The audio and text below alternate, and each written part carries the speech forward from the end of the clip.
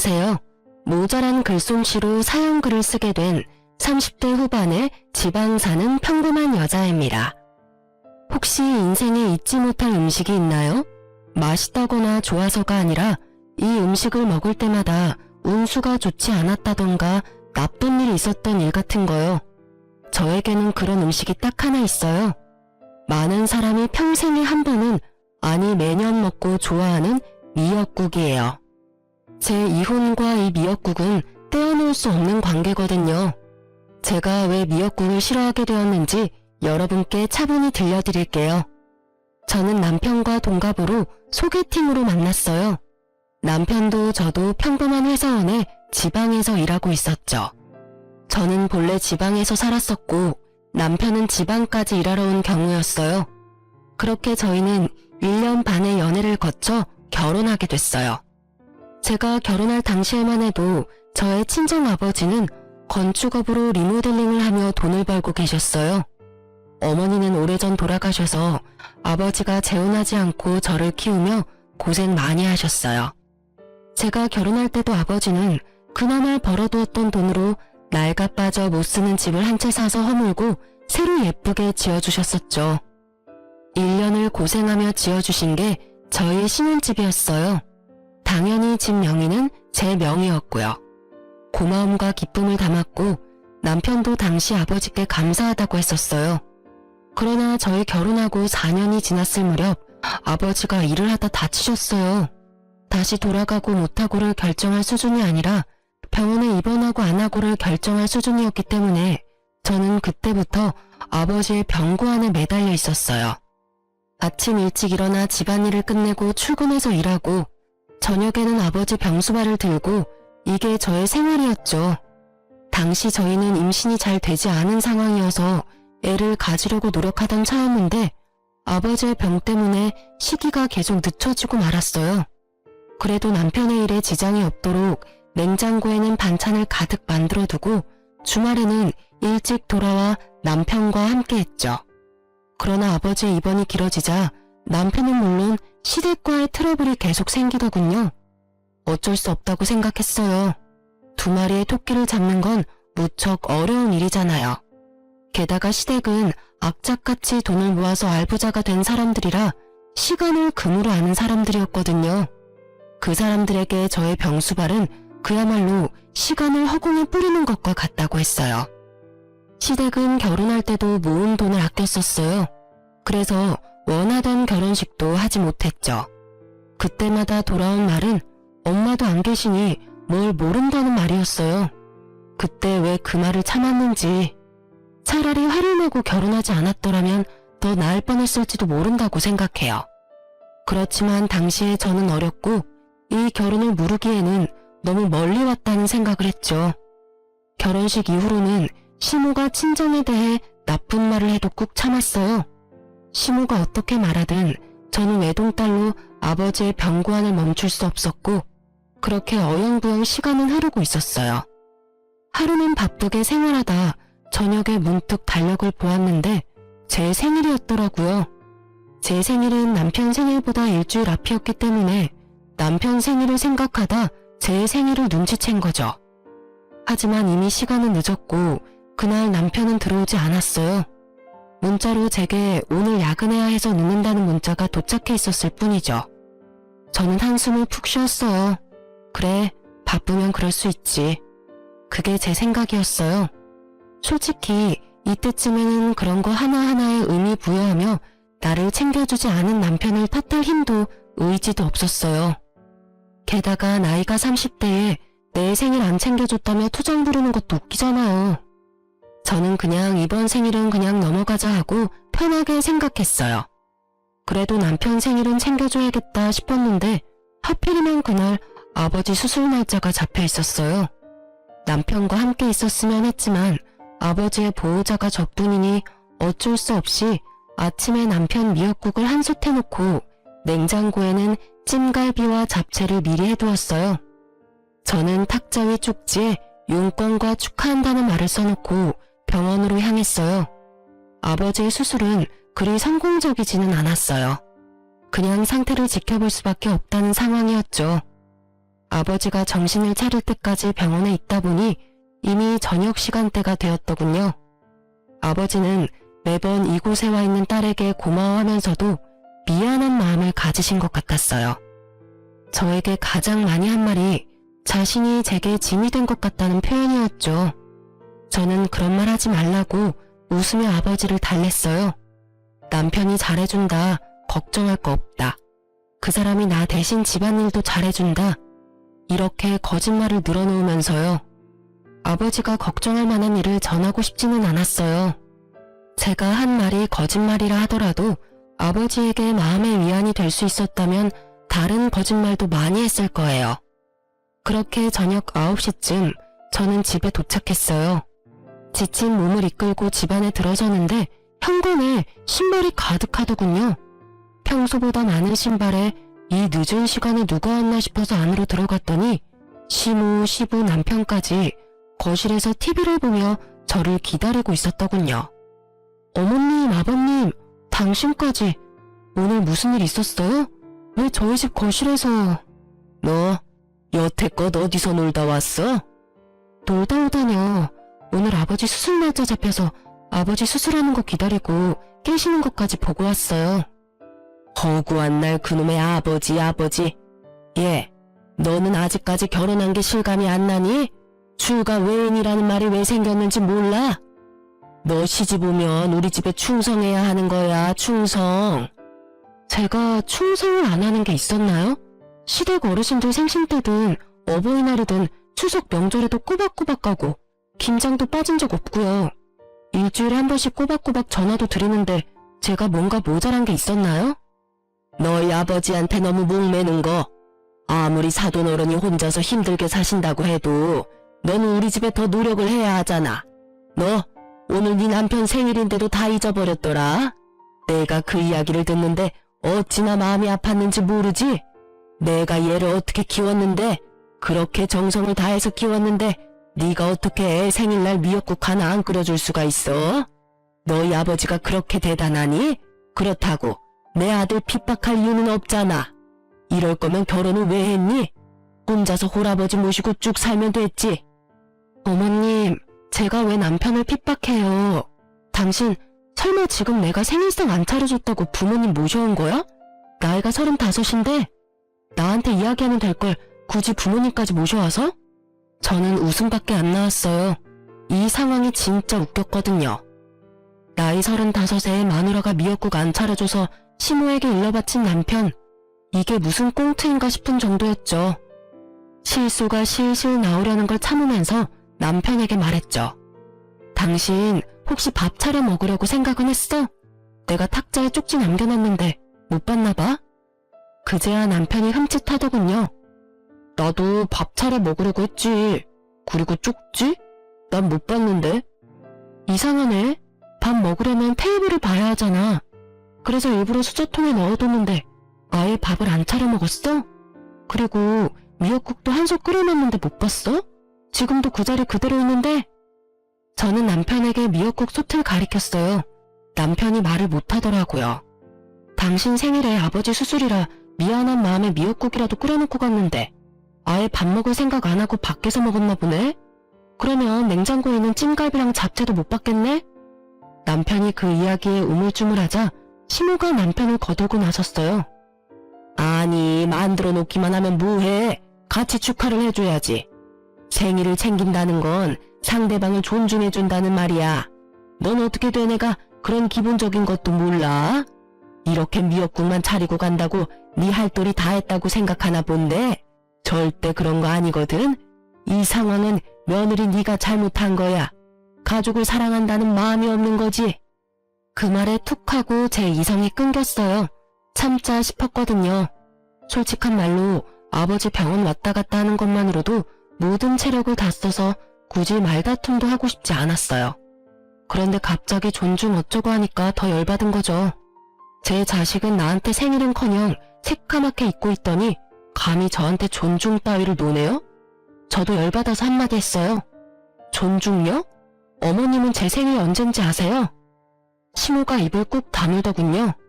아버님도 모르시죠? 여태껏 한 번도 저를 축하해 주신 적이 없으니까요. 그리고 당신은 내 생일 기억이나 해? 남편이 쭈뼛거리더니 그제야 아차 싶은 표정으로 말하더군요. 내 생일 일주일 전이잖아. 맞아. 그때 당신이 내 생일에 축하한다는 이야기 해줬어? 아니면 밥이라도 한 끼 사줬니? 아니면 선물이라도 줬어? 남편은 아무 말도 못했고 시모와 시부도 아차 싶은 표정이었어요. 당신이 내 생일을 잊었다는 거 나 아무 말 안 하고 넘어갔어. 나도 당신도 바빴던 데다가 그런 거 따질 나이도 지났으니까. 근데 어머님 말씀 들으니까 화가 나네? 당신은 어떻게 나를 그렇게 존중할 생각이 없어? 아니면 나를 가족으로 생각을 안 한 거야? 아니면 아예 관심이 없었니? 제가 쏘아붙이는 말에 남편도 시모도 절절 매더군요. 시모는 본인이 한 이야기가 있으니 뭐라 하지도 못하고 남편은 잊어버린 게 본인이 맞으니 아무 말 못하고 그런 건 아닌데 아이씨 엄마는 왜 별것도 아닌 거로 이렇게 집에 와서 난리를 쳐대. 그냥 조용히 넘어가도 됐잖아. 뭐? 네가 나한테 와서 며느리가 너한테 신경 안 써준다고 한마디 해달라고 그랬잖아. 뭐 결국은 그런 거죠. 남편이 또 나이값 못하고 시모에게 떼쓰더라고요. 밀러바친 남편이나 그 말 듣고 아들 집에 와서 며느리 잡는 시모나 50부 100부 똑같은 사람들이죠. 저는 그런 남편에게 말했어요. 하긴 아픈 장인 병원에 한 번을 안아보는 당신이 나를 가족으로 생각했을 리가 없지. 안 그래? 매번 내가 아버지 병원에 가는 거 싫어했잖아. 그래서 매번 그걸로 싸우고. 솔직하게 말할게. 장인어른 아프다는 소리에도 병원 한 번 안 오는 너한테는 미역국 하나 끓여주는 것도 다행으로 생각해. 시어른과 남편은 제게 아무 말도 못했어요. 자기들이 하는 말을 그대로 돌려줬잖아요. 존중? 가족 사랑? 그게 없는 사람이 누군데요. 열받은 저는 멀뚱멀뚱한 세 사람을 두고 부엌에 가서는 아침에 만들어 놓은 미역국을 모두 싱크대 배수구 거름망에 촥 부어버렸어요. 그리고 다른 반찬들도 싹 다 꺼내서 음식물 쓰레기통에 확 부어버렸어요. 아깝다는 생각은 전혀 들지도 않고 그냥 그 순간은 속이 시원했어요. 내가 저런 남자한테 먹이려고 미역국을 만든 게 정신 나간 짓이지. 두 번 다시 내가 미역국을 만드나 봐라. 다 들으라는 식으로 크게 혼잣말하고 시원하게 쏟아붓는 미역국을 보니 그나마 막힌 속이 조금은 뚫리는 기분이었죠. 시모도 시부도 남편도 그런 저를 말리지 못하더군요.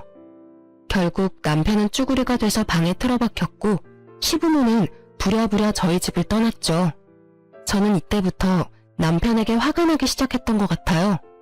우리끼리 조용히 해결해도 될 일에 시부모를 끌어들이는 생각 없는 사람이 내 남편이라는 것도 너무 짜증났고요. 이렇게라도 정리가 돼서 다행이라고 생각하고 있었죠. 저는 이때 이 사람들이 제게 더 반박하지 않은 게 다 본인들이 잘못했다는 걸 깨달아서 그런 거라고 생각했는데 그게 아니라 다른 음흉한 생각이 있었던 거예요. 제가 그걸 알게 된 건 아버지의 3일장 마지막 날이었어요. 미역국 사건이 있고 몇 달 안 돼서 아버지는 결국 돌아가시고 말았어요. 너무 죄송한 마음이 많이 들었어요. 손주 한 번 안겨드리지도 못했고 맛있는 거 대접도 제대로 못 해드렸는데 이렇게 허망하게 가실 줄은. 저는 저대로 힘든 상황에 봉착했어요. 당시에 일을 하고 있었음에도 생활비를 제외한 돈은 거의 대부분 아버지의 병원비로 들어갔어요. 실비로 나온 것도 많았지만 그 외의 비용도 만만찮게 많이 들었었거든요. 결국 친정집은 아버지가 돌아가시고 완전히 폭삭 사라져버렸죠.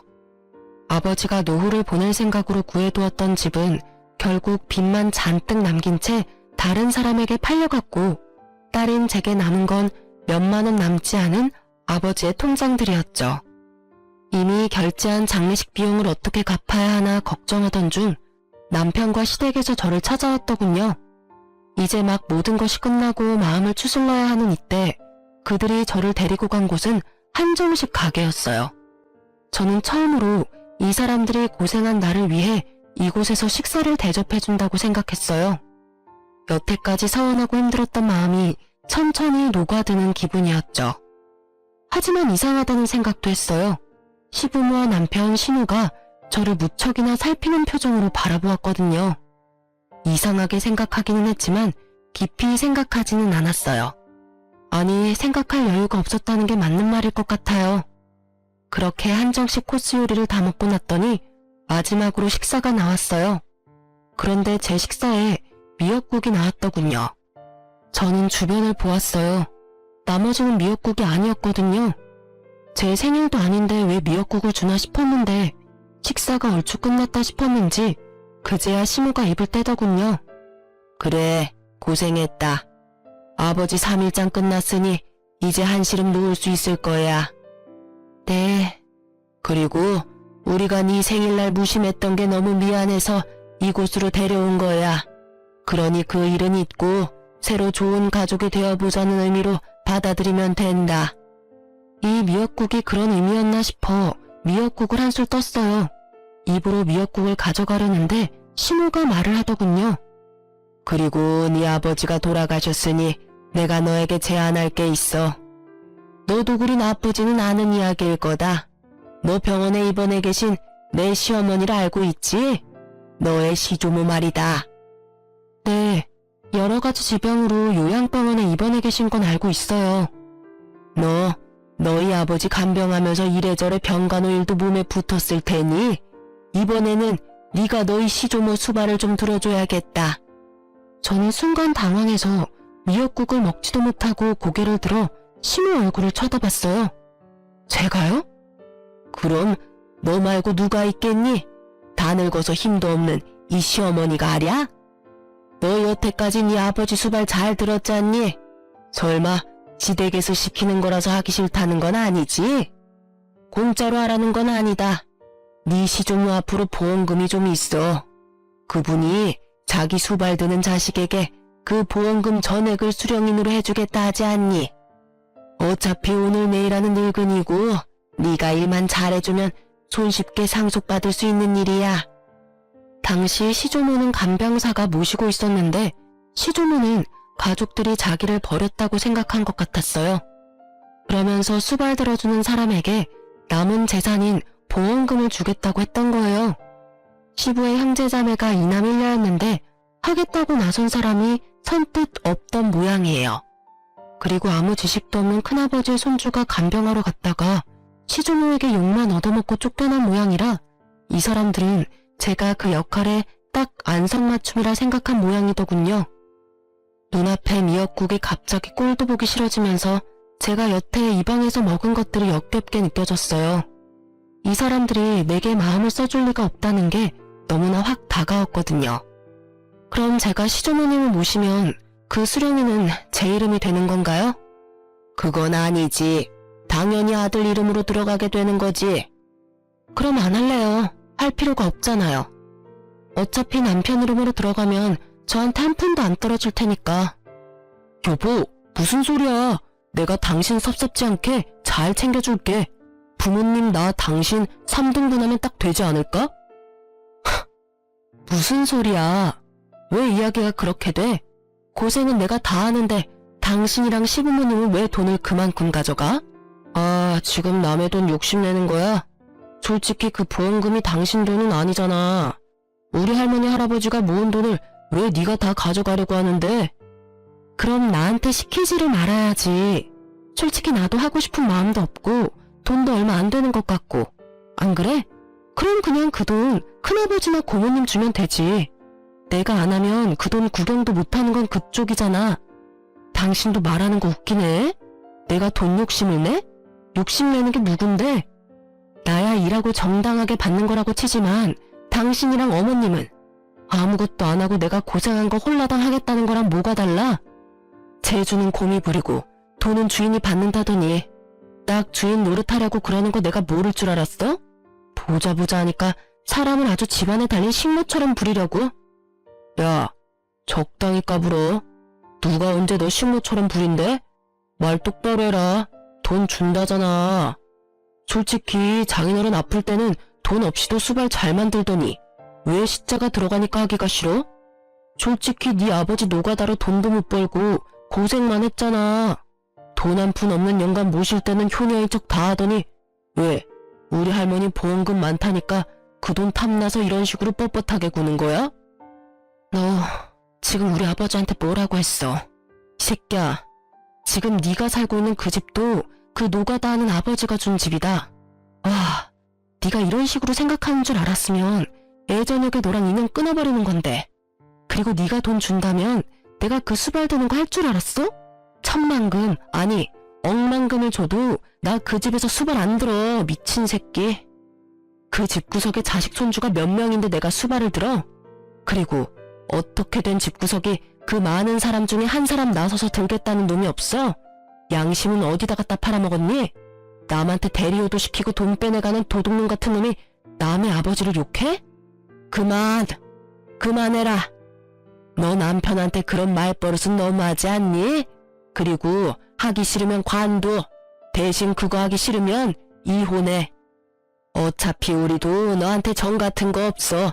가족이 서류로 연결만 된다고 가족이니? 끈끈한 피가 없이는 가족이 못 되는 거야. 너 대신 우리도 좋은 며느리 찾아볼 테니까 너도 네 갈 길 가. 보자 하니 아주 남편을 쥐잡듯 잡고 있어. 너는 시부모가 눈 시퍼렇게 뜨고 보고 있는데도 아주 남편을 잡는구나. 생각이라는 게 있긴 하니? 이혼하라고 그러면 제가 겁나서 예, 수발 들게요 할 줄 알았나 봐요. 근데 어쩌죠? 저도 이제는 더 이상 그쪽 집안이랑 상종도 안 하고 싶은데. 자식 새끼를 어떻게 키우면 저렇게 장인어른한테 막말하는 놈으로 키울 수가 있어요? 게다가 여태껏 그런 성격도 잘 숨기고 있었네. 우리 집에서 편하게 들어와 살면서 열심히 우리 아버지 씹었겠네? 노가다 하는 영감이 해준 집에 돈 한 푼 없이 얹혀 들어와서 살았던 주제. 이혼할 테니까 오늘 내로 당신 짐 챙겨서 나가. 나 당신이랑 같이 사는 거 완전 징그럽고 더러워.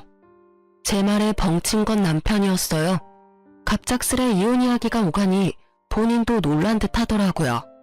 뭐 놀란 건 시부모도 마찬가지였지만요.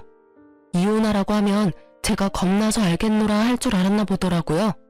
그런데 어느 딸이 아버지 모욕당하는데 가만히 있어요? 그런데 남편이 저한테 한숨을 쉬며 진짜 동정심 가득한 표정을 지으며 말하더군요. 당신 지금 제정신이야? 이 집 팔아봐야 얼마 안 나와. 그리고 어차피 재산 분할하면 이 집 판 금액도 나눠야 하고. 어차피 여기서 나쁜 건 당신인데 왜 당신이 당당하게 이혼하자고 하는 건데? 너 돈 있어? 어차피 당신 아버지 병수발 든다고 돈 다 썼을 거 아니야. 괜한 고집 부리지 말고 그냥 하겠다고 해. 그러면 완만하게 끝날 일이잖아.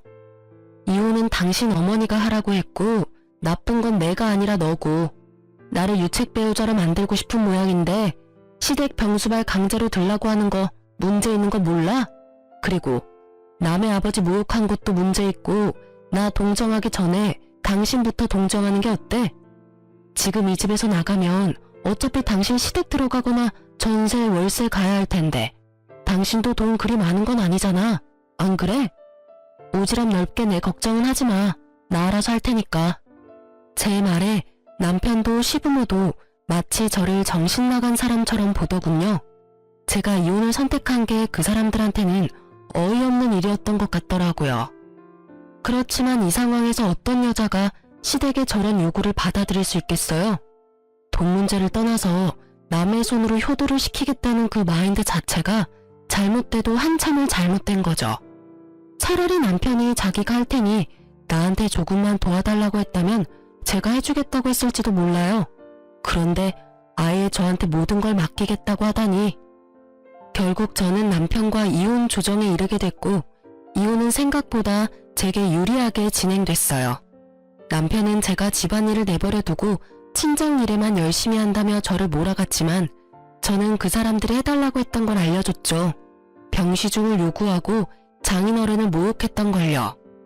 그것도 친정아버지 장례식 마지막 날에 그런 일을 했다고요. 변호사를 잘 만나서 그런지 저는 위자료와 집에 대한 소유를 인정받고 이혼하게 됐어요. 아이가 없어서 어떻게 보면 좀 더 깔끔하게 정리가 됐다고 봐야죠. 그리고 법적으로 서류상으로도 이혼이 정확하게 완료된 날, 저는 미뤄뒀던 일을 한 가지 해결했어요. 바로 아버지의 사망보험금을 타는 일이었죠. 아버지가 병원에 입원하고 통장 관리는 거의 제가 하고 있었는데 매번 아버지가 30만 원 정도는 통장에 넣어두라고 했었어요. 무슨 일인지 물었지만 아버지가 대답을 안 해줘서 자동이체라고는 생각을 했는데 그게 생명보험일 줄은 몰랐거든요. 그냥 실비랑 메디컬 보험만 있다고 생각했는데 알고 보니 생명보험을 여러 개 들어놓으셨더라고요. 하나당 금액은 얼마 안 되는데 다 합치니 1억 5천쯤 되었어요. 저는 받은 위자료와 신혼집 한 돈, 아버지 보험금 다 합쳐서 괜찮은 평수의 아파트를 샀어요. 그리고 제가 아파트를 샀다는 사실이 무척 빠르게 전 남편에게 전해졌더라고요. 제가 카톡 프사에 제 집 사진을 올리자 전 남편이 그날 저녁 바로 제게 만나자고 하더군요. 할 이야기가 있다면서요. 저는 전 남편을 만나러 나갔어요. 무슨 일로 만나자고 했어? 당신 왜 우리한테 말 안 했어? 장인어른 사망보험금 받은 거 당신 진짜 어이없네? 그걸 왜 숨겼어? 숨기고 자시고 간에 아버지 3일장 끝나자마자 나를 한정식 집에 가서 이혼하도록 만든 게 당신이랑 어머님이잖아.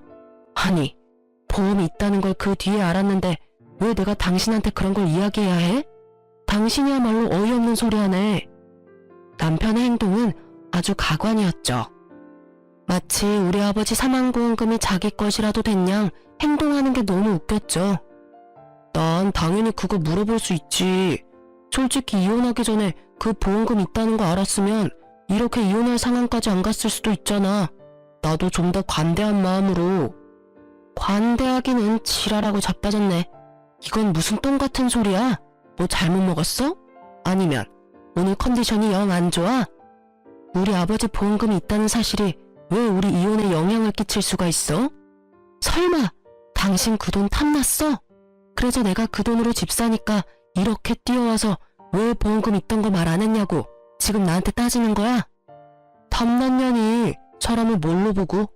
탐이 난 게 아니라 당신이 그런 사실을 숨겼다는 사실에 화가 난 거야. 그 돈이 있었다면 당신이 장인어른 수발 들어갈 때 우리 엄마가 아무 말도 안 했겠지. 솔직히 돈도 안 나오는데 가서 힘만 쓰면 뭐해? 우리는 다 당신 생각해서 그런 말 한 거라고. 그럼 돈만 나오면 뭐든 해도 되고 돈 안 되는 일이면 부모라도 무시해라 뭐 이거야? 와, 대단한 가족이네. 대단해. 당신은 그럼 어머님이 아파서 죽어가도 돈이 안 되면 모시지도 않을 거라 이거지? 어머님이 들으시면 참 좋아하시겠다. 그치? 대놓고 빈정거리는 제 모습을 보더니 남편이 버럭 화를 내더군요. 그런 말이 아니잖아. 다 당신 생각해서 한 말이라고. 솔직히 그 보험금도 원래라면 반 나눠야 하는 게 정상이고. 우리 아버지 보험금 10원짜리 한 장도 가져갈 생각 하지 마. 너, 네가 양심 있는 새끼면 여기 와서 이러는 것도 진짜 말이 안 되는 거거든? 양심이 없으니 여기 와서 내내 보험금 이야기만 하고 있지, 나쁜 놈아. 네가 뭐가 그렇게 잘났어? 넌 뭐가 그렇게 잘났는데 힘들게 일해서 번 돈으로 넣은 보험금 네가 달라고 하는데 우리 아버지 생일날 선물은 해줘봤니? 아님 아버지 아플 때 병원에 얼굴 비추기를 했어? 생각할수록 네가 우리 아버지한테 못한 것만 생각나는데 잘한 거 있으면 말 좀 해줄래? 그런 놈이 뭐? 보험금? 아주 지랄을 해요, 지랄을. 내가 아버님한테 뭘 그렇게 못했는데 솔직히 남들 하는 만큼은 했잖아. 네가 무슨 말을 해도 나는 네가 그 돈 혼자 다 먹으려고 그러는 것으로밖에 안 보여. 결과가 그렇잖아. 장인어른도 나한테는 아버님인데 왜 네가 그걸 다 가져가냐는 거지. 아, 말도 안 통하는 새끼. 이 돈이 왜 네 돈이야. 내가 혼자 다 먹든 다 날리든 그건 다 내 거야. 아버지가 내 명의로 넣어뒀다고. 아버지 목숨값을 왜 너한테 줘? 너 내가 우리 아버지 병수발할 때 매번 띠꺼운 얼굴로 내가 병원 가는 거 싫어했지? 너뿐만이 아니야. 너희 집 가족들 다 똑같이 나한테 그런 표정이었지. 쓸데없는 짓 한다고, 돈 안 되는 짓 한다고, 시댁보다 친정 우선시 한다고. 근데 그렇게 말하고 그렇게 행동한 주제에 이제 와서 우리 아버지 보험금 달라는 건 너무 뻔뻔한 거 아니야? 아니지. 뻔뻔한 걸 넘어서서 완전 강도 새끼 아니냐고. 뭐? 강도? 너 지금 말 다 했어? 네가 지금 큰돈 생겼다고 완전 기고만장해서 일어나 본데 이혼한 거 내가 물릴 거야. 그 돈을 이유로 변호사한테 알아보고 그 돈까지 타낼 수 있는 방법 찾을 거라고. 그딴 방법이 있겠어? 이게 내가 결혼하면서 모은 재산이 아니라서 분할 재산에 안 들어가는데 뭘 알지도 못하면서 얼마나 당당하고 아는 척 하는지. 우리 아버지 노가다나 뛴다며 모욕적인 말할 때는 언제고 이제 와서 아빠 목숨값을 노려? 넌 진짜 인간도 아니야. 쓰레기지 쓰레기. 내가 미친년이지. 저런 놈도 전 남편이라고 나한테 사과할 줄 알고 나왔더니 사과는커녕 자기 돈도 아닌 돈 내놓으라고 생떼를 쓰러 온 줄도 모르고. 제 말에 적지 않은 충격을 받았는지 남편 놈은 그 자리에서 자기 변호사한테 전화해서 물어보더군요. 이혼이 결정되고 나서 알게 된 재산, 그것도 수령인이 내 이름으로 된 보험금, 그걸 나눌 수 없다는 이야기를 들었는지 전 남편은 씩씩거리며 그런 법이 어디 있느냐고 변호사를 다그치고는 전화를 뚝 끊어버리더라고요. 그러고는 저를 노려보면서 한마디 하더군요. 더럽고 치사해서 나도 그딴 돈 필요 없어. 혼자 사는 거 불쌍해서 와줬더니 사람을 날강도로 만들고 있어. 여태껏 돈 얘기 실컷 해놓고 이제 와서 뭘 내가 불쌍하대. 너야말로 불쌍하지. 돈도 없고 집도 없고. 이제 와이프도 없는 이혼남 아니냐고. 아니지. 그래도 너한텐 자랑스러운 부모님이 있잖아. 병시중 싫어서 며느리 써먹고 보험금 가로채려던 부모. 그 부모가 그 모양이니 너가 가정교육을 똑바로 받았을 리가 없지. 한껏 비아냥거리는 제 말에 화가 났는지 전 남편은 이쪽은 아예 보지도 않고 자리를 뜨더군요. 자기가 만나자고 해놓고는 맘대로 안 되니 멋대로 떠나면서 제가 불쌍해서 와줬다는 전 남편을 보며 참으로 헤어진 게 잘한 일이라는 걸 실감했어요. 저런 찌질이 수전노 같은 인간이랑 같이 살았던 시간이 아깝다고요. 그런데 전 남편의 공격이 끝은 아니었어요. 그날 저녁 이후로 시모가 전화 왔더라고요. 너 이 싹수도 없고 돈만 밝히는 년, 너 일부러 이혼하자고 한 거 아니니? 그 돈 다 혼자 먹으려고. 모자지간 아니랄까봐 말하는 게 똑같더라고요. 돈을 왜 먹어요? 그리고 제일 먼저 이혼 이야기 꺼낸 거 어머님인 거 잊으셨어요? 저는 당신 말대로 한 것뿐이에요. 이혼하라고 하길래 더 이상 그 집안 사람들이랑 상종도 하기 싫어서 이혼하겠다고 답한 것뿐이라고요. 그리고 그때는 아버지 보험금 있는지도 몰랐거든요. 그러게 마음을 좀만 더 곱게 쓰시지 그랬어요. 그랬으면 제가 전 남편과 그 돈을 나눴을 수도 있었을 텐데. 아니지. 조금만 더 늦게 저한테 그런 요구를 했으면 그 돈의 행방이 좀 달랐을지도 모르죠. 뭐 어느 쪽이든 어머님과 전 남편이 잘못했다는 건 누가 봐도 확실한 일이잖아요? 그걸 가지고 저한테 책임 전가하지 마세요. 말이라도 못하면 밉지나 않지. 꼬박꼬박 말대꾸해. 그래, 돈 좀 가지니까 아주 네가 왕이라도 된 것 같지? 그게 얼마나 가겠냐? 넌 곧 망할 거다. 그런 악담과 함께 시모는 수화기 너머로 카악퇴하며 침을 뱉더라고요. 물론 저한테 튈 리는 없겠지만 시모의 의도대로 제 기분만큼은 아주 더러워졌죠. 망하든 잘되든 이제 상관없으니 더 이상 연락하지 마세요. 앞으로 연락하면 내용에 따라 경찰에 신고를 할 수도 있어요. 결국 제 으름장에 시모도 전화를 뚝 끊어버렸어요. 그렇게 한 소리 퍼붓고 나니 그래도 마음이 조금은 후련했어요. 그 뒤로 연락도 없어서 저는 평화롭게 지내고 있었어요. 아니요, 평화로운 척했죠. 필사적으로. 있는 게 이기는 거라고 생각하면서 말이죠. 그렇게 몇 달이 지난 뒤 저는 전 남편과 아주 어이없는 재회를 하게 됐어요. 그날은 오랜만에 미역국을 만든 날이었어요. 저는 아파트 화장실에 문제가 발생해서 인테리어 업자를 부른 상태였어요. 하는 김에 옛날식 인테리어도 확 바꾸려고 말이죠. 그런데 작업하는 분들이 들어오는데 전 남편이 있더라고요. 저랑 전 남편 둘 다 순간 어안이 벙벙해서 당황했지만 아무 일 없는 척하며 그들을 대했어요. 전 남편도 다른 사람들과 똑같이 작업복을 입고 있더군요. 그걸 보는데 처음에는 당황해서 말도 안 나왔지만 계속 보다 보니 웃음이 계속 나올 것 같더라고요. 저희 아버지 노가다 한다며 욕해놓고는 본인이 이혼한 지 몇 달 만에 비슷한 사람이 돼서 나타났으니 말이죠. 저도 전 남편도 다른 사람들 있을 때는 아무 말 하지 않았어요. 그리고 점심시간에 다른 사람들이 식사를 하러 간 틈에 저와 전 남편은 이야기를 나눌 수 있었어요. 여기가 당신 집인지는 몰랐어. 좋은 곳에 집 얻었네? 그동안 잘 지냈어? 전 남편은 그동안의 도끼가 좀 빠진 모양이었어요. 마지막에 봤을 때는 그렇게 당당하게 굴며 못되게 굴더니 말이죠. 난 잘 지냈지. 직장도 집도 안정돼서 편해. 당신은? 여기 있는 걸 보니 할머니는 아직 살아계시나 보네? 할머니 돌아가셨어. 그 말에 살짝 저도 놀랐어요. 돌아가셨다니 안 된 일이지만 보험금 받아놓고 전 남편이 이리 사는 게 이상해서 물었죠. 당신 그때 할머니 모시러 간다고 하지 않았었나? 당신 어머님이 나한테 시주머님 모시라고 할 때 그때 이야기해줬었잖아. 그분 모시면 돈 나온다고. 아, 다른 사람이 결국 할머님 수발든 거야? 아니야, 내가 다 했어. 재혼하려니 시간이 촉박하고 어머니가 며느리한테 우리 목 나눠주느니 우리끼리 나누자고 하시는 바람에. 근데 알고 보니 다 거짓이었더라고. 뭐가? 거짓이랄 게 있어? 누가 거짓말을 했는데? 할머니가 가지고 계신다던 그 보험금이 아예 없는 거였어. 돌아가시기 전에도 이상하다 생각은 했었거든. 나가는 보험료가 얼마 안 되는데 그 큰 액수의 보험금이 있다니 말이야. 보험금 2억이랬나? 그때는 눈이 멀었었지. 그런 의심이 들었는데도 확인도 안 해보고. 아, 보험을 완납해서 그런가 보다 했거든. 근데 아니었어. 아예 생명보험 자체가 없었더라고. 설마. 제 말에 남편이 쓴웃음 지으며 말하더군요. 보험이 없었으면 차라리 나을 뻔했지. 근데 애매한 보험 하나가 있는데 거기서 할머니 돌아가시자마자 보험 대출 받은 거 갚아야 한다고. 결국은 가족들끼리 돈 보태서 갚고. 근데 어차피 얼마 안 되는 보험이면 대출 금액도 얼마 안 됐을 텐데 갑자기 이렇게 돈이 없어질 리 없잖아. 월급에서 갚으면 금방 갚을 돈인데. 예리하네. 사실 할머니 보험금 이야기만 믿고 일 그만두고 사업을 크게 벌렸거든.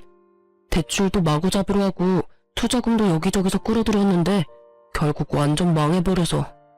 나 혼자 대출하고 투자금 받고 했으면 그나마 나았을 텐데 부모님 그 보험금 믿고 내 사업에 뛰어드시는 바람에 다 같이 망해버렸지. 부모님이 악착같이 모아놓은 돈 다 털어서 빚 갚고 나니까 남는 게 없더라. 집 하나 있던 것마저 넘어가 버린 데다가 할 수 있는 일이 없어서 배달일 했는데 여기저기 바쁘게 뛰어다니는 건 체력 때문에 힘들고 돈도 많이 안 돼서 결국은 노가다 하는 거지. 이야기를 듣고 있으니 아주 한숨이 푹 나오더군요.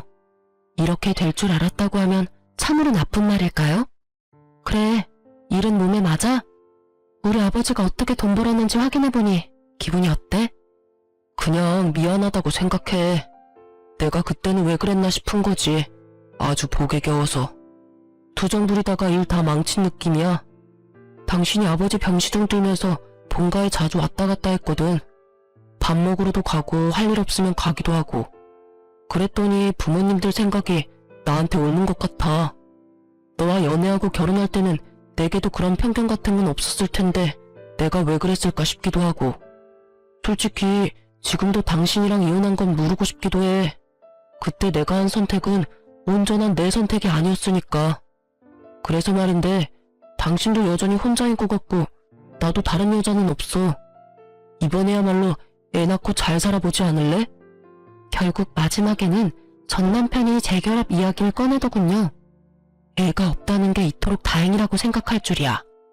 아마 애가 있었다면 남편은 더욱 집요하게 저를 설득하려 했을지도 몰라요. 아니? 나는 당신이랑 다시 살 생각이 전혀 없어. 당신이랑 같이 살며 내 아버지한테 미안한 기분만 들거든. 그리고 당신이 아무리 바뀌어도 바뀌지 않는 게 있어. 이미 상처 입은 내 마음 말이야. 그건 어떤 걸로도 치유되지 못하고 어떤 식으로든 해결하지 못해. 재결합을 하면 더 단단하게 굳어질 거라고 생각해? 아니, 틀렸어. 재결합을 하면 아슬아슬하게 이어붙인 조각들이 언젠가는 예전보다 더 잘게 조각나고 말 테니까. 이쯤에서 그런 생각은 접어. 나는 당신이 사과했으면 됐어. 더는 관여하고 싶지 않을 뿐이야. 제 말에 전 남편이 고개를 떨구더군요. 자신의 제안을 거절해서 풀이 죽은 건지 화가 나는 건지 모르겠지만요. 이야기는 그 정도쯤에서 마무리가 되고 말았어요. 저는 전 남편이 떠나고 나서는 미역국을 모조리 싱크대 거름망에 다 부어버렸어요. 미역국이 마치 저에게 안 좋은 일만 가져다 주는 것 같아서요. 왜 꼭 그날이었을까 싶어요. 물론 우연이었겠지만. 그날 이후로 저는 미역국을 아주 극도로 거부하게 됐어요. 그리고 그 이후로 저는 연애를 하는 중이에요. 사람으로 받은 상처는 사람으로 덮으라는 친구의 말을 듣기로 했거든요. 솔직히 한번 이혼한 여자를 받아주려는 사람이 있기는 할까 싶었는데 세상에는 저보다 더 어이없는 일로 이혼당한 남자도 많더라고요. 그런 남자 하나 만나서 지금은 연애도 일도 하며 즐겁게 지내고 있어요. 지금 만나는 남자도 이혼남인데 상대방은 애가 있다는 점에서 저도 망설이고 있기는 해요.